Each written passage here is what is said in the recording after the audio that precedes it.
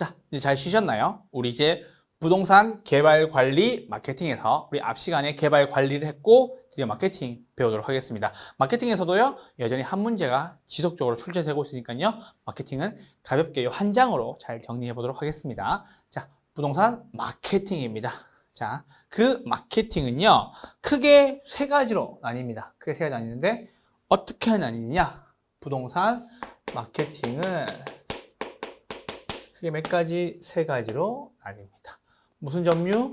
시장 점유 마케팅이 있고요. 그리고 뭐? 고객 점유 마케팅이 있고요. 그리고 관계 마케팅이 있습니다. 그래서 시장 점유 마케팅부터 먼저 보도록 할게요. 자, 시장 점유 마케팅이랑 누구 중심? 공급자 중심의 마케팅 전략으로서 표적시장을 선점하거나 틈새시장을 점유하는 전략입니다. 그러면 시장 점유 마케팅의 중심은 누구예요? 공급자 중심인 거겠죠.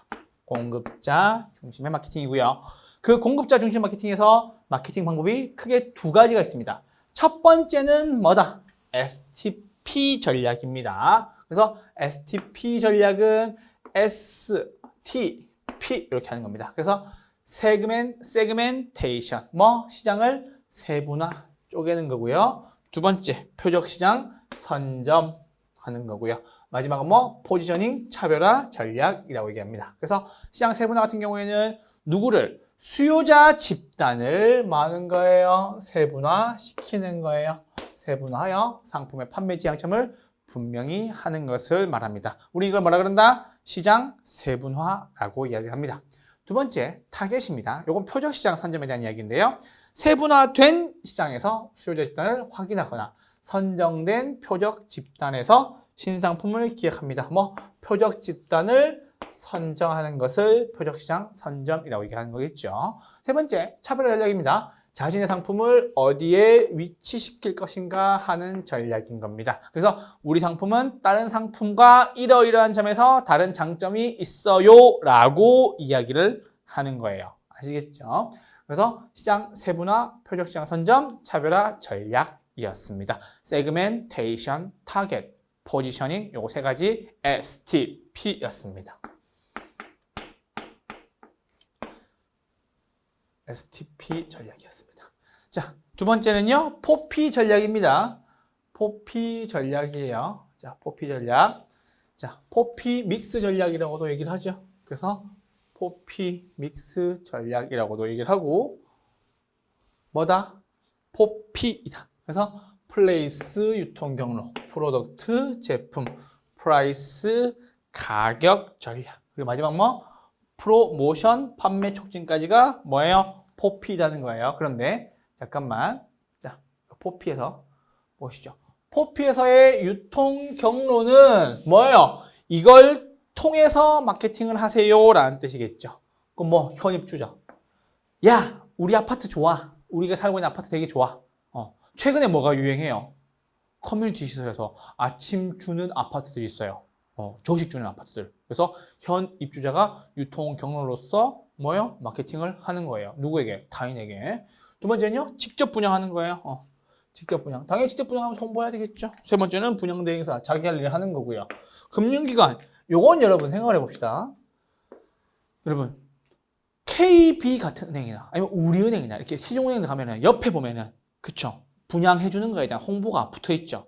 맞죠? 무슨 아파트, 몇 세대 분양한다 이런 식으로. 그건 뭐예요? 다 금융기관이 유통 경로로서 분양해주는 거예요. 거기에 돈을 빌려줬는가 보지. 그렇죠. 그렇게 진행하시면 되겠고요. 그리고 우리가 해야 되는 거 중개업소를 통해서 전략을 가지게 되는 겁니다. 그래서 포피 전략에서 유통 경로, 플레이스의 종류에는 현 입주자, 직접 분양, 분양 대행사, 금융기관, 그리고 마지막 중개업소 등이 있다라는 거예요. 아시겠죠? 자, 두 번째는요, 제품입니다. 제품을 가지고 홍보하는 거예요. 왜요? 우리 집에 뭐가 있다? 장점이 있다. 시직의 천이 흐르고 디지털화가 되어 있고 설계가 우수하고. 아까 뭐 있다? 조식 서비스. 조식 서비스. 요즘에 헬스장도 있다. 그것도 뭐 있어요, 요즘에? 요즘에 이것도 있다 그러는데? 골프 연습장. 그렇죠. 골프 연습장. 이런 것들이 있다라는 거가 되겠죠. 그래서 제품 전략은 뭐다? 우리 제품 좋아요 라고 얘기하는 거. 이러이러한 장점이 있어요 라고 얘기하는 거겠죠. 자, 세 번째 가격 전략입니다. 가격 전략은 크게 네 가지로 나뉩니다. 가격 전략은 몇 가지? 네 가지로 나뉩니다.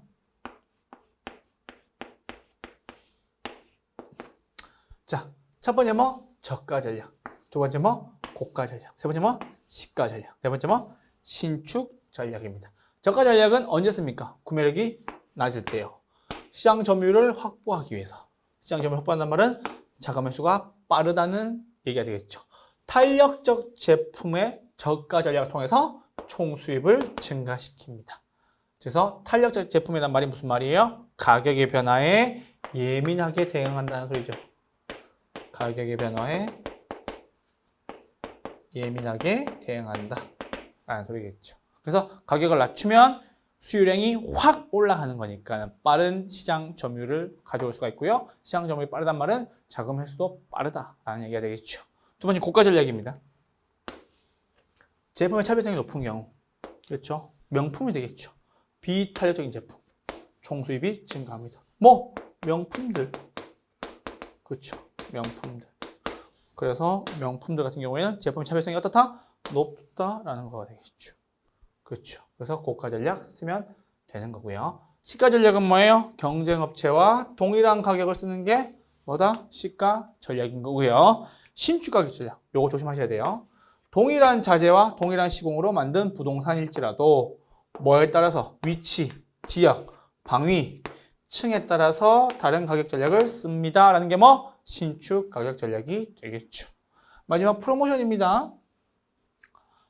광고하는 거죠, 광고. 그래서 표적 시장의 반응을 빠르고 강하게 자극 및 유인하는 전략을 뭐라 그럽니까? 판매 촉진 전략입니다. 라고 이야기를 하는 거예요. 그래서 시장 점유 전략은 공급자 중심이고요. 그리고 뭐 STP 말고 포피 전략도 존재하는 겁니다. 아시겠죠? 요거 두 개 구분해 주시면 되겠습니다. 그래서 공급자 중심의 시장 점유 마케팅은 뭐? 피 튀기는 마케팅 전쟁을 하는 거예요. 아시겠죠? 두 번째는요, 고객 점유 마케팅입니다. 고객 점유 마케팅 읽어볼게요. 고객 점유 마케팅이란 소비자의 구매 의사 결정 과정의 각 단계에서 소비자와의 접점을 마련하고 전달하려는 정보의 취지와 강약을 조절하는 것이다 라는 거예요. 그래서 뭐다? 고객 점유 마케팅이란 소비자의 구매 의사 결정 과정 단계에서 소비자와의 접점 마련인 거예요. 자, 이 단계를 하나 봐야 되겠죠. 그래서 뭐? attention, interest, desire, action 이렇게 하시면 되겠습니다. 그래서 아이다 전략이라고 얘기합니다. 무슨 전략? 아이다 전략. 아이다 전략. 그렇죠? 아이다 전략입니다. 라고 얘기하는 거예요. 누구 중심? 소비자 중심. 소비자가 다른 말로 하면 뭐? 수요자 중심. 그래서 수요자 중심의 무슨 전략? 아이다 전략입니다. 라고 하시면 되겠어요. 그래서 attention, interest, desire, action 이렇게 하시면 되겠습니다. 아시겠죠? 그래서 attention, desire, attention, interest, desire, action 이렇게 하시면 되겠습니다. 뭐? 소비자와의 접점 마련. 그렇죠? 누구 중심? 수요자 중심. 그래서 고객 점유 마케팅이었습니다. 자, 세 번째 관계 마케팅입니다. 관계 마케팅은 공급자와 소비자 간의 관계를 일회적이 아닌 지속적인 관계로 가져가는 것이고요. 특히 뭐와 관련됐다? 브랜드와 관련이 있다라는 거겠죠. 이게 뭐예요? 관계 마케팅 전략입니다. 라고 하시면 되겠죠. 됐어요? 그래서 시장 점유 마케팅, 고객 점유 마케팅, 그리고 뭐 관계 마케팅이었습니다. 이렇게 해서 여러분들과 함께 개관마, 개발 관리 마케팅에 대해서 모두 다 정리를 해 보았어요. 그래서 개발 관리 마케팅 같은 경우에는 여러분 어려울 게 없는 게 한 번만 들어두시면 시험 때까지 끝까지 가져갈 수 있으니까요. 어려운 문제가 나오진 않을 겁니다. 다만 나중에 기본반 가서 여러분 관리에서 비율 임대차에 대해서 한번 말씀을 드릴 겁니다. 왜냐?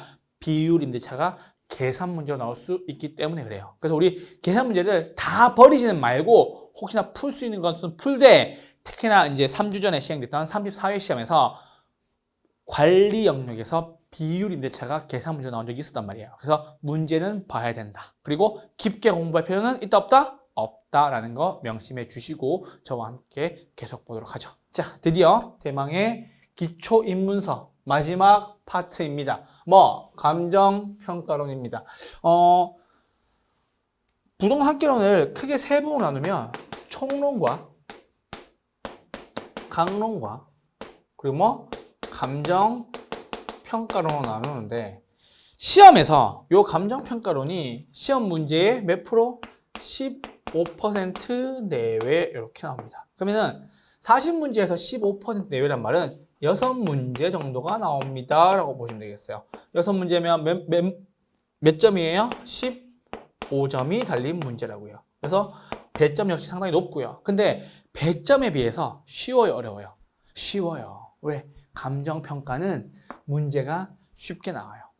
왜? 지문이 길 뿐 문제는 어떻다? 쉽다라는 거겠죠. 어려운 문제가 아니에요. 왜? 얘네는 감정평가에 관한 규칙이라는 곳에서 대부분의 문제를 내고 있고요. 그리고 출제위원들이 문제를 출제함에 있어서 무조건 뭐예요? 15% 내외로 내라고 나와 있어요. 그래서 내년 7월 달쯤 되면은 이렇게 시험 치겠습니다 라는 날짜의 공고와 함께 총론과 강론과 간평에서의 출제 비중을 정하는데요. 총론과 강론에서 85%가 나오고요. 간평에서만 15% 내외가 나옵니다. 그래서 간평은 단독 파트로서도 문제 비중이 큰 파트예요. 그래서 점수는 어떻다? 쉽게 가져갈 수 있고 비중도 있는 편이다 라는 거가 되겠죠. 그래서 이 파트 꼭 잘 잡아주시기를 거듭 당부드립니다. 어디에서밖에 안 나오니까? 감정평가에 관한 규칙에서밖에 안 나오니까. 아시겠죠? 그래서 규칙을 잘 읽고 정리하시면 되겠어요. 그래서 감정평가에 관한 규칙, 원래 1조부터 4조까지 중에서는 크게 중요한 것이 없는데 2조에서 여러분 정의가 나와요. 2조에서 정의. 감정평가에 관한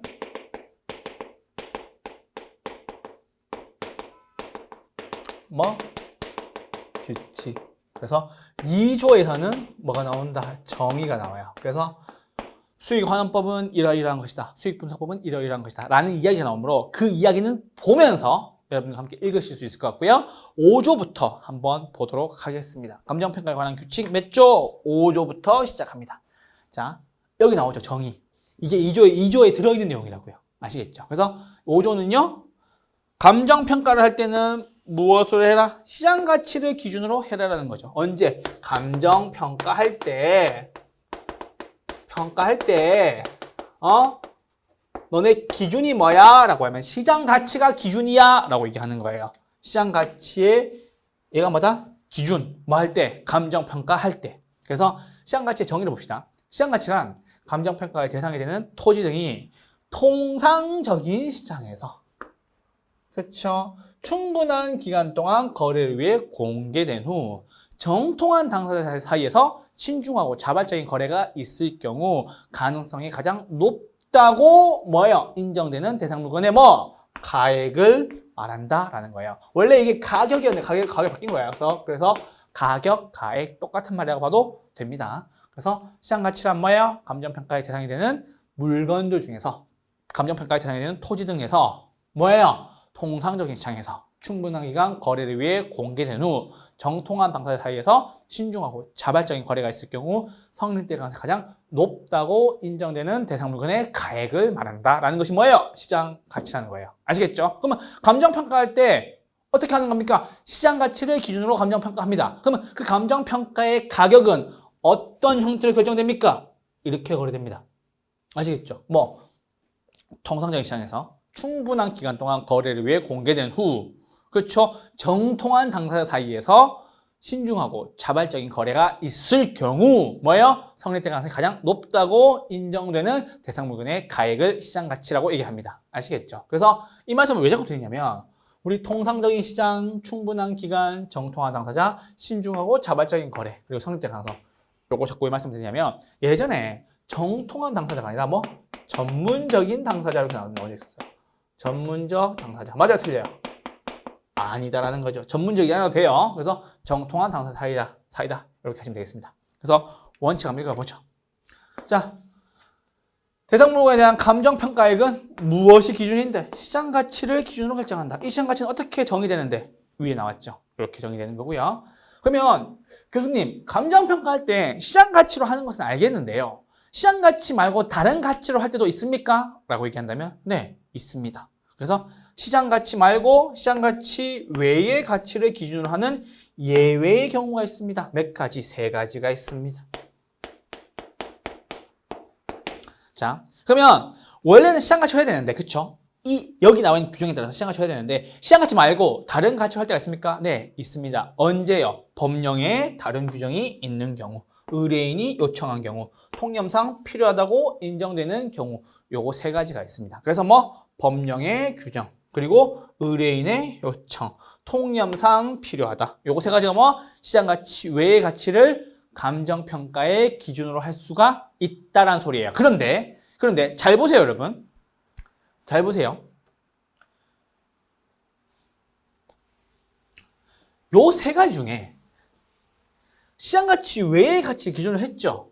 맞아요? 근데 시장가치 외의 가치를 기준으로 했을 때에 여러분, 이 시장가치 외의 가치 기준으로 함에도 불구하고 가치의 성격과 특징과 합리적인지 적법한지를 따지는 경우가 있고 안 따지는 경우가 있어요. 그럼 따지는 경우 언제 따지냐? 요거 2개만 검토한다는 거예요. 법령에 다른 규정이 있을 때는 뭐? 그렇지. 이것보다 그냥 검토하지 않아 가죠. 검토하지 않아도 된다는 소리야. 자, 왜 그래 봅시다. 여러분, 원래 원칙은 뭐예요? 시장가치로 해야 되죠. 근데 시장가치 외의 가치를 기준으로 할 수도 있죠. 맞아요? 어떨 때? 법령에 다른 규정이 있을 때. 2번째 뭐? 의뢰인의 요청이 있을 때. 3번째 뭐? 사회통념상 타당하다고 인정될 때. 근데 요 세 가지 경우에는 시장가치 외의 가치 기준으로 할 수가 있지만 성격과 특징, 합리적인지 적법한지 실현 가능성이 있는지를 따져야 된다고요. 왜 따지냐고요? 언제만? 의뢰인이 요청이 있을 때만. 야, 이게 시장가치 외의 가치 하는 경우로서 적합해?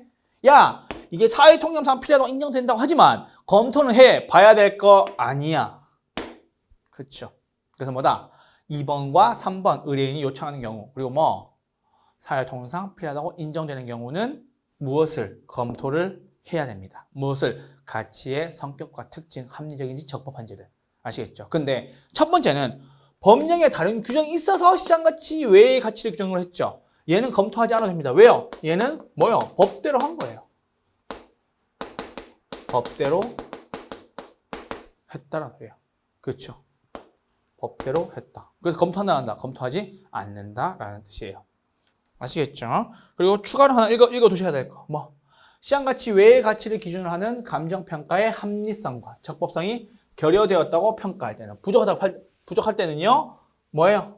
의뢰를 거부하거나 수임도 철회할 수 있다라는 겁니다. 아시겠죠? 의뢰 거부하거나 수임을 처리할 수 있다라고 해주시면 되겠습니다. 됐어요? 자, 여기 5조에 대한 전체 다 내용이었고요. 이제 6조로 갑시다. 6조. 6조는 현황 기준 원칙이에요. 그래서 현황이 뭐예요? 현재 상황이 기준이라는 얘기죠. 그래서 제가 현재란 말을 잘 안 쓰는 이유가 뭐냐면 감정평가에서는 현재란 말을 제대로 쓰면 안 돼요. 왜요? 언제나 감정평가에서 뭐? 기준 시점이라는 말을 써야 되는 거니까요. 그래서 6조에서는 무슨 기준? 현황 기준 원칙이라는 소리입니다. 그래서 이거 읽어보시면 돼요. 자, 봅시다. 감정평가는 기준 시점에서의 대상 물건의 이용 상황 및 공법상 제한을 받는 상태를 기준으로 한다는 소리예요. 그러니까 무슨 말이냐? 이거에 대한 원칙이 어떤 원칙이냐면요. 감정평가는 언제? 기준 시점에서의 이용 상황 및 공법상 제한을 받는 상태를 기준으로 한다라는 거예요. 아시겠죠? 그래서 뭐다? 이용 상황하고 공법상 제한을 받는 거예요. 근데 뭐는 안 받는다? 불법적이거나 일시적인 이용은 받지 않는다라는 소리예요. 그러니까 현재 상황에서 이용 규제도 이용 상황도 받고 공법상 제약도 받는다는 소리겠죠. 그래서 이게 현황 기준의 원칙이었고요. 예외가 있습니다. 기준 시점에서의 가치 형성 요인을 실제와 다르게 가정하거나 특수한 경우로 한정하는 조건을 붙이는 경우가 뭐예요? 예외예요. 물론 현황 기준을 해야 되는데 뭐예요? 조건부 평가가 이루어지는 경우가 있다는 소리예요. 언제? 법령의 다른 규정이 있을 경우, 의뢰인 요청이 있을 경우, 사회 통념상 필요하다고 인정되는 경우. 역시나 여기도 똑같습니다. 조건을 붙이는 경우 그 조건에 대한 합리적인지 적법한지를 고려해 봐야 되겠죠. 언제만요? 요청이 있을 때랑 사회 통념상 인정될 때랑요. 그래서 법령의 다른 규정이 있는 경우에는 검토한다, 한다, 안 한다. 검토하지 않는다. 라고 정리해 주시면 되겠어요. 그래서 5조와 6조. 5조 시장가치 기준 원칙. 6조는 현황 기준 원칙. 아시겠죠? 이렇게 정리해 주시면 되겠습니다. 조건을 붙인 경우 합리적인지 적법한지를 검토해라. 언제만? 의뢰인이 요청이 들어왔을 때, 사회통념상 필요하다고 인정될 때. 그쵸? 그래서 이건 똑같아요. 합리성이나 적법성이 결여됐을 경우 의뢰를 거부하거나 수임을 처리할 수 있다라는 소리입니다. 자, 5조, 6조 정리했고요. 7조는요. 감정평가할 때는 뭐 하는 거예요? 야, 각각으로 해야 돼. 개별마다 해야 돼. 라는 것이 원칙. 그래서 7조 나와 있잖아. 7조. 감정평가할 때는 뭐합니까? 물건에 각각 개별로 해라라는 거. 그래서 개별 물건 기준. 이게 원칙. 나머지 3개가 예외. 그쵸. 그래서 개별 물건 기준이 원칙입니다. 그래서 감정평가할 때는 대상 물건마다 개개별로 해라. 각각 따로 해라라는 뜻이겠죠. 각각 따로 해라. 알겠다. 각각 따로 할게. 근데 두 번째. 당연히 예외가 존재할 수가 있겠죠. 네, 당연히 존재합니다. 예외가 존재합니다. 그래서 예외는요. 몇 개가 있다? 3개가 있다. 일괄평가, 구분평가, 부분평가. 요거 3가지 있는데 일괄평가는 봅시다. 둘 이상의 대상 물건이 일체로 거래되거나, 그쵸? 대상의 상호간의 용도상 나눌 수 있다 없다. 나눌 수가 없을 때는 뭐 하는 겁니까? 일괄로 평가하는 겁니다. 그러니까 포인트가 2개죠. 대상 물건이 일체로 거래되는 일괄평가. 그쵸? 그리고 두 번째 용도상 불가분의 관계가 있는 경우에는 일괄평가한다는 소리가 되겠습니다. 그래서 일괄평가였고요. 구분평가입니다. 구분평가 같은 경우에는 하나의 대상 물건이라도 가치를 달리하는 부분은 어떻게 평가한다? 구분평가한다는 소리예요. 자, 잠깐만 설명해 볼게요. 이렇게 한 필지에 물건이 있었어요. 그런데 여기랑 이렇게 있는 거예요. 여기는 넓은 도로, 양방향으로 왔다 갔다. 그쵸? 그리고 유동인구도 어떻다? 많고. 그쵸? 상권도 어때요? 활성화가 되어 있어요. 그런데 이 뒷골목은 뭐예요? 여기 일방통행. 여기서 이미 끝났죠? 일방통행. 일방통행이고. 그쵸? 그리고 유동인구 없어. 유동인구 없어. 상권도 뭐예요? 죽었어. 지나다니는 사람도 별로 없어요. 그러면 요거 2개의 물건을 쪼개서 어떻게 평가해야 돼요? 구분평가해야 되겠죠. 왜요? 여기는 가치가 얼마? 100만 원 될 거고요. 여기는 가치가 얼마? 10만 원 이렇게 될 수가 있겠죠. 그래서 여기 하나의 물건 하나였었어요. 하나의 대상 물건이라도 뭐예요? 앞쪽에 상권 많고 잘 나가는 곳은 비싸고, 뒤에 일방통행에 사람도 없고 상권도 죽어 있어요. 그럼 싸게 본다는 얘기죠. 그래서 하나의 대상 물건이라도 가치를 달리하는 부분은 무슨 평가한다? 구분평가한다라고 해서 여러분 가치 구분평가라고 한 번에 그냥 외워주세요. 가치 구분평가 이렇게 해주면 되겠습니다. 됐어요. 자, 두 번째는 부분평가입니다. 자, 일체로 이용되고 있는 대상 물건의 어디에? 일부분에 감정평가하여야 할 특수한 목적이나 합리적인 이유가 있는 경우에는 부분평가입니다. 자, 똑같이 이렇게 하나의 물건이 있어요. 근데 갑자기 이렇게 잘리면서 여기가 되는 거예요? 수용이 되는 거예요. 그래서 내가 해당 요 부분만 보상금을 받아야 되겠죠. 얼마씩? 10만 원. 이렇게 10만 원 받아야 되는 경우가 있죠. 그래서 대상 물건에 대한 일부분에 대해서 감정평가하여야 할 특수한 목적이 있습니다. 왜요? 수용됩니다 라는 소리겠죠. 그래서 해당 지역이 뭘로 수용이 되면 나는 요 해당 부분만 감정평가해야 되는 경우가 있다 없다? 감정평가해야 되는 경우가 있다라는 소리가 되겠죠. 됐어요? 그래서 5조, 6조, 7조 다 해보았습니다. 됐죠? 그래서 뭐 5조 시장 가치 기준, 6조 뭐 현황 기준 원칙, 7조 뭐 개별 물건 기준 원칙. 아시겠죠? 이렇게 정리해 주시면 되겠습니다. 자, 그 다음 이제 8조 보러 갑시다. 8조는 감정평가에 대한 절차에 대한 이야기일 겁니다.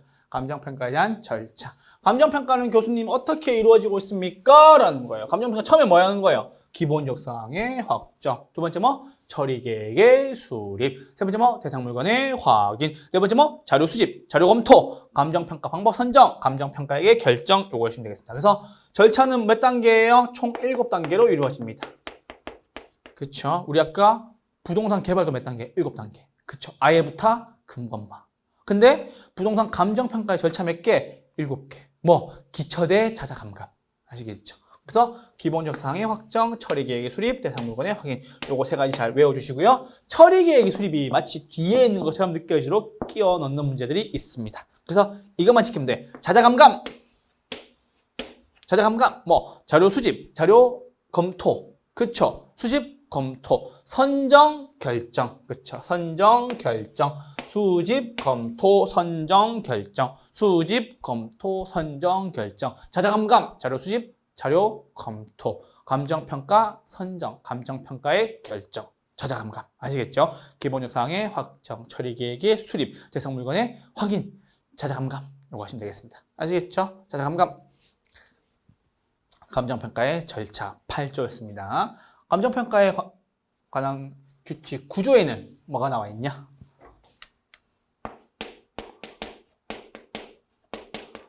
자, 9조. 뭐 기본적 사항의 확대. 자, 여러분, 아까 우리 감정평가 절차에서 맨 첫 번째가 뭐예요? 기여죠, 기. 그 기가 내려온 거예요. 그러면 감정평가할 때 기본적 사항을 확정할 때 그 기본적 사항 안에 무엇이 있는지를 보자라는 얘기죠. 그렇죠? 뭐가 있는데요? 의뢰인. 누가 의뢰인이냐, 감정평가. 할 게 뭐냐? 왜 하는데? 시점은 언제로 잡을 거야? 감정평가에 대한 조건은 어떻게 달려있는데 기준 가치는 무엇으로 볼 건데? 라는 소리죠. 그리고 뭐?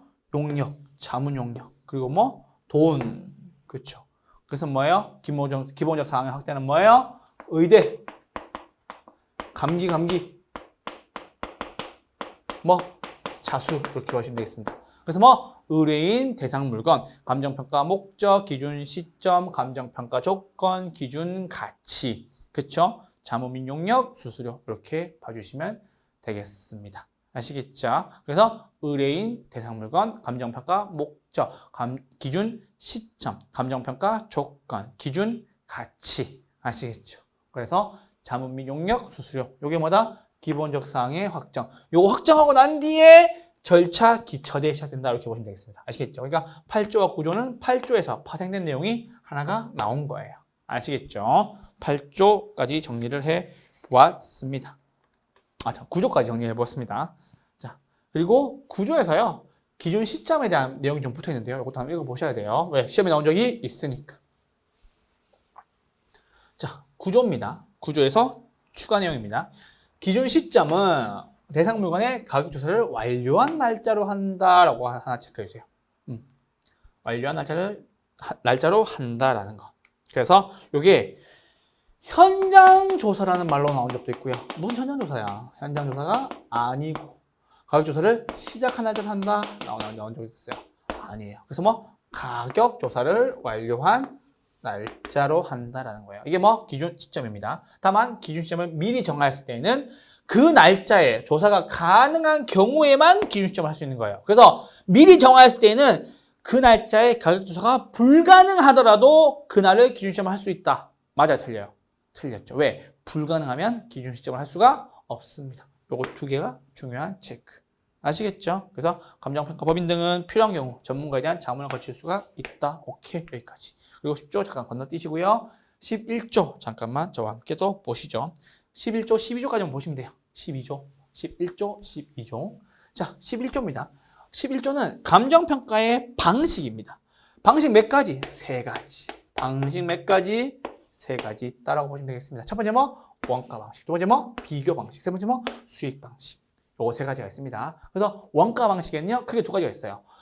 가액 구하는 원가법과 임대료 구하는 적산법 등의 비용성의 원리에 의하여 감정평가하는 방식입니다. 즉, 이 물건에 대한 가치를 측정할 때 이 물건에 들어간 비용이 얼마니라는 걸 기준으로 감정평가하는 거예요. 아시겠죠? 무엇에 기초하여? 비용성의 원리에 기초하여 감정평가하는 겁니다. 아시겠죠? 그래서 감정평가는 물건에 대한 종류는 조금 이따 하기로 하고요. 두 번째, 비교 방식입니다. 자, 이거 비교는 뭐냐면 거래사례 비교법. 방법이 몇 개예요? 세 가지죠. 임대사례 비교법. 그리고 뭐 시장성의 원리에 기초한 감정평가 방식 및 뭐 하나가 더 붙어요. 여기서 플러스 공시지가 기준법. 무슨 원리? 시장성의 원리. 그러니까 얘는 뭐냐면요. 원가 방식 아까 뭐라 그랬어요? 야, 이거 다시 지으려고 하니까, 다시 만들려고 하니까는 감정평가하는데 얼마가 드니라는 걸 기준으로 기초를 잡는 거예요. 근데 얘는 뭐냐면, 야, 너 옆에 그저께 팔렸던 물건 얼마에 팔렸는데, 이거 그 물건이랑 굉장히 유사해 라고 얘기하면서, 야, 지난달 얼마에 팔렸어? 뭐 1억? 좋다. 그러면 1억을 가지고 감정평가하는 거예요. 여기 나왔잖아. 시장성의 원리. 이게 뭐예요? 매매. 그쵸. 임대 같은. 그쵸. 그런 시장에서의 매매나 임대의 자료를 통해서 감정평가하는 방식이 뭐? 비교 방식인 거고요. 세 번째는 뭐예요? 수익 방식인데 수익 환원법과 수익 분석법이 있어요. 수익 환원법은 가격 구하는 거고 수익 분석법은 임대료 구하는 거예요. 그래서 뭐 수익성의 원리. 얘는 뭐예요? 돈이 얼마나 벌리느냐에 따라서 감정평가하는 거예요. 자, 무슨 말인지 볼게요. 여러분, 수익 환원법을 쓰는 게 대표적으로 여러분 저작권이라는 게 있어요. 저작권이 뭐예요? 음악. 그쵸?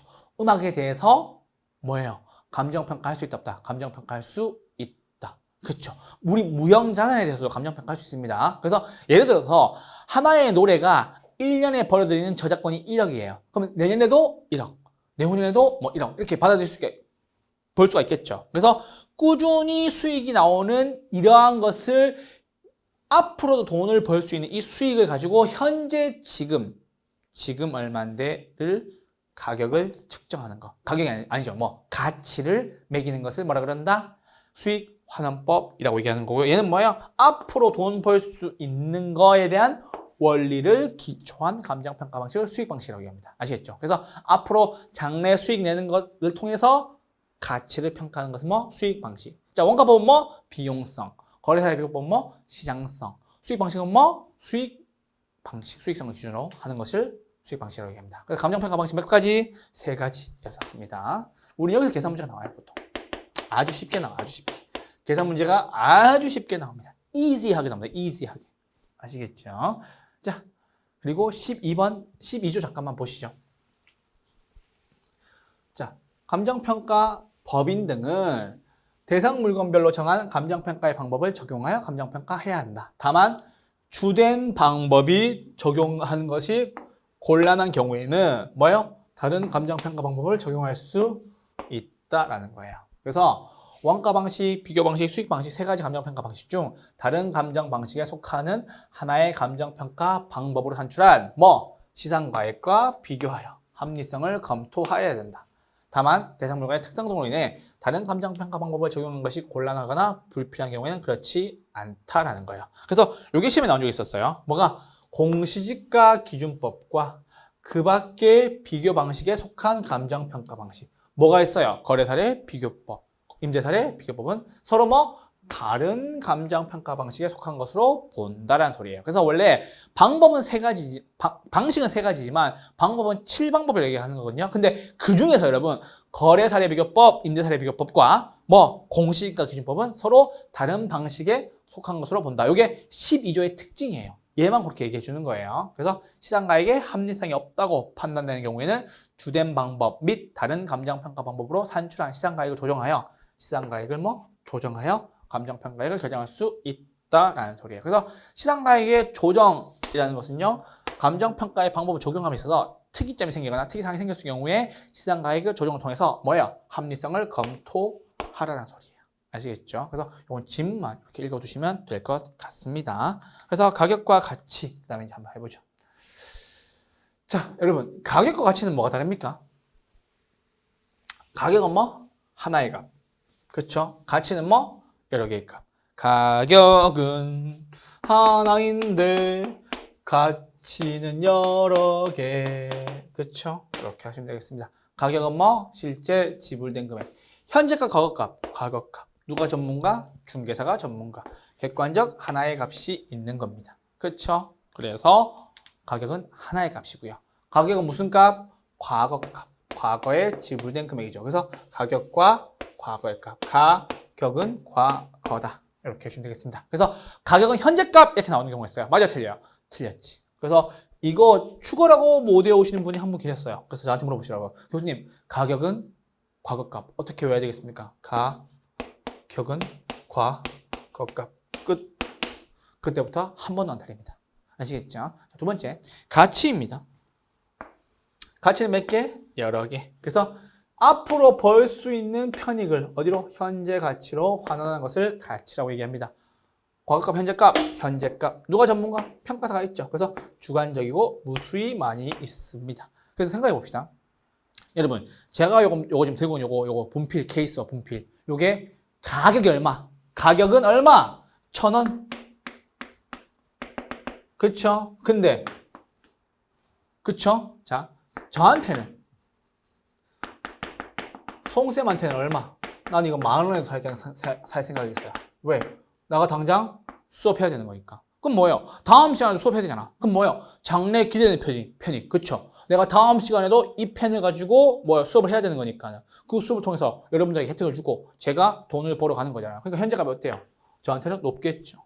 근데 여러분들한테는, 수강생 분들한테는 여러분 이거 필요해요? 여러분들한테는 이것보다 뭐가 필요해요? 지금 쓰고 있는 볼펜, 연필이 더 필요하겠죠. 그래서 이거 1,000원에 사요, 안 사요? 안 사겠죠. 얼마? 500원 이렇게 500원 500원 이렇게 하겠죠. 그렇죠. 이게 가격과 가치의 차이예요. 그렇죠. 너무너무 쉽잖아. 가격은 얼마? 1,000원. 쌤은 10,000원 주고도 사고 여러분들은 1,000원 주고도 안 사고 500원 주고 사는 거지. 왜? 가치가 없으니까. 저한테는 가치가 되게 소중한 거겠죠. 그러니까 가치는 여러 개. 아시겠죠? 그래서 장래 기대되는 편익을 어디로? 현재로 가져온다. 그럼 저는 이 분필을 가지고 다음 시간에도 수업해야 되고, 그렇죠? 다음 주에도 수업해야 되는 거니까 가치가 높겠죠. 그렇죠? 그렇게 정리해 주시면 되겠습니다. 어려워 안 어려워? 쉽죠? 자, 가격과 가치였습니다. 자, 우린 그래서 이제 감정평가는 가치에 대해서 이제 힘을 줘서 설명을 좀 드려보도록 하겠습니다. 감정평가는 뭐? 가치에 대해서 좀 힘을 줘서 설명해 드리겠습니다. 자, 부동산 가치 형성 과정입니다. 부동산 가치 형성 과정. 교수님, 그럼 가치는 어떻게 만들어집니까? 라고 얘기하는 겁니다. 그래서 처음에 가치 형성이 되고요. 두 번째는요, 가치가 발생하고요. 세 번째는요, 드디어 부동산 가치가 생기게 되겠죠. 그래서 부동산 가치 형성 요인은 어떻게 됩니까? 대상 부동산의 경제적 가치에 영향을 미치는 일반 요인과 지역 요인과 개별 요인. 요거 세 가지가 있습니다. 그래서 우리 경제적 가치인데 이게 시장 가치가 나온 적 있거든요. 조심하셔야 돼. 시장 가치가 아니다. 무슨 가치다? 경제적 가치이다. 그러니까는 감정평가에 가치 앞에 여러 가지 말이 나오니까 그 말이 어디서 나왔는지를 잘 정리를 해 주셔야 되겠죠. 그래서 경제적 가치에 영향을 미치는 뭐? 일반 요인, 지역 요인, 개별 요인. 이건 뭐다? 부동산 가치 형성 요인입니다. 라고 하시면 되겠고요. 부동산 가치의 발생 요인입니다. 발생 요인은 네 가지가 있어요. 네 가지가. 몇 가지? 네 가지가 있어요. 이게 상호 결합해야 돼요. 즉 동시에 충족해야 돼요. 그러니까는 얘 따로가 아니라 한 번에 발생해야 한다고요. 뭐? 유용성. 효용이 있니? 그쵸. 그 유용성이 있는 거예요. 그래서 주택 같은 경우에는 쾌적하니, 상업시설 같은 경우는 돈이 벌리니, 공업시설 같은 경우에 뭐 적합하니 이런 것들 통해서 이러한 효용을 통해서 가치가 생기는 거고요. 유효, 수요예요. 이거 경제론 했었어요. 유효수는 뭐? 뜻도 있고 뭐도 있다. 돈도 있다. 그 말은 뭐예요? 구매 의사도 있고 뭐도 있다. 구매력도 있다라는 뜻이에요. 세 번째는요. 상대적 희소성이에요. 상대적 희소해야 돼요. 뭐가? 수요 대비 공급이 더 적어야 된다는 소리예요. 됐죠? 자, 이전성. 요건 이제 보시면 되겠는데요. 자, 권리를 넘길 수가 있느냐는 얘기죠. 권리를 이전시킬 수 있어야 가치가 생기겠지. 그러면 권리를 못 넘겨. 계속 자기 거야. 가치가 생기겠어요? 안 생기겠지. 팔아먹을 수 있어야 가치가 생기겠지. 그래서 요 형성 과정과 발생 요인을 거쳐서 부동산 가치가 만들어지게 되는 겁니다. 그러면 그 만들어진 부동산 가치에 대한 형성 과정까지를 진행을 했고요. 자, 우리 그래서 이 부동산 가치의 원칙 몇 가지? 13가지 한번 잠깐 보도록 하죠. 자, 교수님 부동산 가치에는 제 원칙 몇 가지? 13가지가 있습니다. 요거는 그냥 가볍게 보시면 돼요. 자, 부동산 가치의 제 원칙. 이게 제자가 모두 제자예요. 모두 제자. 모두 제자. 모두 제자. 그러니까 모든이라고 하죠. 부동산 가치에서 모든 원칙이 몇 가지? 13가지가 있어요. 첫 번째 뭐? 적합의 원칙. 두 번째 뭐? 균형의 원칙. 요거 두 개 체크해 주세요. 적합하니 어디랑? 외부랑. 어디랑? 환경이랑. 그러면 외부와 환경이니까 이 외부와 환경에 따라서 가치가 감해지는데 어떻게 감해진다고? 경제적으로 감해진다고. 무슨 분석? 지역을 분석해야 한다는 소리겠죠. 그렇죠. 그러니까 쉽게 설명드리면 우리 아파트 옆에 쓰레기 소각장이 있어요. 그렇죠. 그럼 경제적으로 감가가 되겠죠. 왜요? 적합의 원칙에 어긋나니까. 적합의 원칙이 뭔데? 외부 환경이니까. 아시겠죠? 맞아요. 두 번째, 균형의 원칙입니다. 균형 뭐? 내부 균형. 내부 구성 요소. 무슨 감가? 기능적 감가. 개별 분석. 자, 봅시다. 개별 분석은 대상 부동산을 분석하는 건데, 봅시다. 균형의 원칙. 자, 우리 집이 아파트 15층, 옛날 아파트죠. 15층 중에서 9층에 살아요. 그런데 엘리베이터가 없어요. 난리 나겠죠. 기능적 감가. 뭐 내부 구성 요소. 엘리베이터가 없다. 이건 뭐예요? 균형의 원칙에서 기능적 감가의 요인이 되는 거예요. 뭐 대상 부동산에 대한 개별 분석을 통해서. 아시겠죠? 이게 뭐 균형의 원칙. 세 번째는 변동의 원칙입니다. 변동이라는 말이 나왔으니까 뭐가 변하는 거예요? 시점 변하는 거예요. 시점. 기준, 시점, 수정. 그쵸. 그리고 물리적 감가. 즉, 시간이 지남으로 인해서 뭐야? 감가되는 거. 물리적 감가. 즉, 노후가 되는 거냐. 건물이 닳고, 페인트가 벗겨지고, 이렇게 건물이 좀 약간 좀 훼손되고, 이런 것들. 그리고 예측의 원칙입니다. 예측. 무엇을 예측하는데? 장래를 예측하는 거겠죠. 장래 이익의 현재 가치, 부동산 가치를 보는 겁니다. 기여의 원칙입니다. 기여의 원칙. 기여도의 합. 추가 투자할 건지 말 건지를 적합한지 부적합한지를 보는 겁니다. 아시겠죠? 그래서 기여도의 합은 뭐다? 추가 투자 적부 판정에 기준이 된다. 요거 두 개 체크해 주셔야 됩니다. 그래서 기여도의 원칙과 수익 체증, 수익 체감의 원칙. 그쵸? 수익이 점점 늘어나다가 점점 많이 늘어나다가 확 늘어나다가 늘어나는 것 대비 체증되는 거고 점점 깎이다가 어떻게 되는 거예요? 체감이 완화되기 시작하는 거겠죠. 그래서 체증 체감의 원칙은 뭐다? 추가 투자와 관련성이 깊다. 무엇은? 기여도와 수익 체증 체감은. 여기 나오잖아 당연히. 건물의 고층화. 더 올릴 건지 말 건지. 그쵸. 입체적으로 이용할 건지 말 건지. 그쵸. 이런 것들은 다 뭐다? 추가 투자하는 것과 관련성이 있다라는 소리예요. 자, 7번째 수익 배분의 원칙이에요. 수익 배분해 주는 것은 왜? 토지 잔여법과 관련성이 깊다. 법과 관련이 있고 수익 분석법과의 관련성이 있다라는 소리예요. 8번째 대체의 원칙이에요. 대체란 말 나왔죠. 재화 몇 개? 재화 2개 이상. 그래서 비슷한 두 재화의 비교를 통해서 효용이 같으면 낮은 가격, 가격이 같으면 높은 효용을 이용하게 된다. 예를 들어서 그런 거 있잖아요. 왜? 콜라와 뭐가 어려워? 사이다. 그렇죠. 싼 거 사먹겠지. 맞아요. 그렇게 정리되겠습니다. 자, 최유효 이용의 원칙입니다. 최유효 이용의 원칙은 감정평가에 관한 규칙에는 규정된 내용이 아닙니다. 그 문제가 나와서 그래요. 최유효의 원칙은요, 감정평가의 전제로서 감정평가에 관한 규칙에는 규정되어 있지 않습니다라는 것이 포인트가 되겠어요. 아시겠죠? 그렇게 정리해 주시면 되겠습니다. 그리고 기회비용의 원칙. 뭐다? 포기한 것 중에 최선의 가치. 우리 이거를 요구 수익률이라고도 얘기합니다. 수요 공급의 원칙, 수요와 공급은 서로 영향을 미칩니다. 아시겠죠? 상호작용하고 서로 영향을 미친다. 경쟁의 원칙은 뭐예요? 초과 이윤은 경쟁을 이야기하고 경쟁은 초과 이윤을 소멸시켜 버리겠죠. 생각해보면 여러분 뭐예요? 공급자들에 대한 이야기가 있겠죠. 그렇죠. 그래서 경쟁의 원칙은 뭐? 초과 이윤은 우후죽순 생겨서 경쟁하게 되고요. 경쟁은 초과 이윤을 소멸시켜 버린다는 얘기예요. 외부성의 원칙입니다. 뭐 외부 효과, 뭐 무슨 감가? 경제적 감가. 무엇과 관련이 깊다? 적가의 원칙과 관련이 깊다라고 해주시면 되겠죠. 됐어요. 그래서 외부성의 원칙까지 13가지 보았습니다. 자, 이제 지역 분석과 개별 분석 한번 보시죠. 지역 분석과 개별 분석입니다. 여러분들, 아까 우리 적합의 원칙은 무슨 분석했어요? 지역 분석했고요.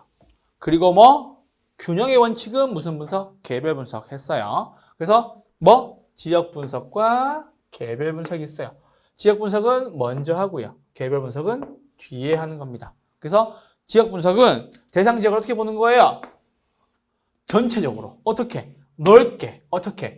큰 시야를 가지고 보는 거예요. 넓을 거. 그쵸? 클 거 뜻이에요. 그래서 기준은요, 대상 지역의 표준적 이용을 체크하는 거고요. 무슨 수준? 가격 수준을 파악하는 거예요. 그래서 가격 원칙에는요, 무슨 감가? 경제적 감가. 왜? 외부 요인이니까. 가격 원칙이니까. 무슨 원칙? 적합의 원칙과 관련성이 깊고요. 지역 분석의 대상 3가지가 있어요. 뭐가 있어요? 인근 지역, 유사 지역, 동일 조건이 있다라는 뜻이겠죠. 자, 개별 분석입니다. 개별 분석은요, 대상 부동산의 부분적, 국지적, 미시적 분석인 거예요. 그래서 대상 부동산의 최유효 이용을 보는 거고요. 구체적 가격을 파악하는 겁니다. 무슨 감가? 기능적 감가고요. 내부니까 뭐예요? 균형의 원칙이 되겠죠. 맞아요? 그래서 해당 부동산을 뭐 하는 거예요? 대상으로 삼는 겁니다. 그래서 근데 그 중에서 지역 분석과 개별 분석이 있는데 이 지역 분석의 대상이 되게 중요한 거거든요. 그래서 이 지역 분석의 대상까지 보도록 하겠습니다. 지역 분석의 대상 및 정의. 이번에 시험에 나왔죠. 동의수급권 34회 기출문제 나왔던 내용들이에요. 그래서 지역 분석의 대상 및 정의입니다. 자, 첫 번째입니다. 인근 지역이죠. 인근 지역. 두 번째 뭐? 유사 지역. 세 번째 뭐? 동일수급권. 자, 봅시다. 일로 오세요. 자, 인근 지역 이렇게 있어요. 이렇게 했어요. 그리고 뭐? 유사 지역도 이렇게 있어요. 자, 인근 지역은 내가 감정평가할 대상 부동산이 속해 있는 거예요. 얘를 뭐예요? 감정평가 한다는 소리예요. 그래서 감정평가의 대상이 된 부동산에 속한 지역으로서 부동산의 이용이 동질적이고 가치 형성 요인 중에서 무슨 요인? 지역 요인을 공유하는 지역을 말한다라는 거예요. 왜? 지역 분석이 대상이니까. 이게 개별 요인을 공유한 지역을 말한다 이렇게 나온 적이 있었어요. 맞아, 틀려. 그래서 개별 나오면 무조건 틀린 거야. 어디에서요? 인근 지역, 유사 지역, 동일수권에 대해서요. 아시겠죠? 그래서 인근 지역은 뭐 감정평가 대상이 된 부동산에 속한 지역으로서 이용이 동질적, 가치 형성 요인 중 무슨 요인? 지역 요인을 공유하는 지역을 말한다. 가치 형성 요인에 3가지가 있잖아요. 뭐 일반 요인, 지역 요인, 개별 요인이 있으니까 무슨 요인을 공유한다? 지역 요인을 공유한다는 소리예요. 자, 유사 지역은 대상 지역 부동산에 속한다, 안 속한다? 속하지는 않지만 뭐예요? 얘와 성격이 비슷한 거예요. 성격이 비슷한 거예요. 아시겠죠? 성격이 유사한 특성을 가지는 거예요. 이게 유사지역인 거고요. 이거를 다 포함하는 게 뭐예요? 모두 포함한 게 뭐? 동일 수급권이에요.